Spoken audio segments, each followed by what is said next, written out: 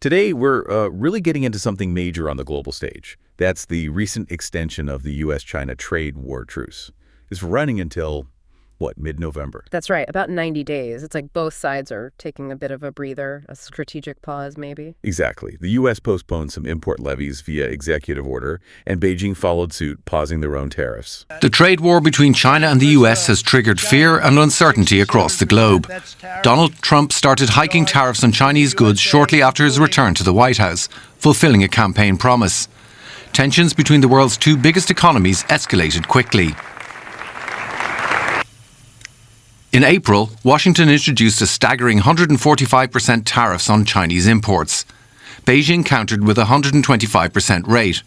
In May, the US scaled back its rate to 30%, while China cut its rate to 10%. Since he unleashed his volley of tariffs, Trump has narrowed the US trade deficit with the rest of the world and taken in tens of billions of dollars in revenues. He has struck 8 framework tariff agreements with the EU, Japan, Britain, South Korea, Vietnam, Indonesia, Pakistan and the Philippines. But China is proving difficult to unlock. If the United States insists on waging a tariff war or trade war, China will fight to the end. China exports 3 times as much to the United States as it imports. The US market is crucial, but China is succeeding in finding other markets. Exports rose a higher than expected 7.2% in July.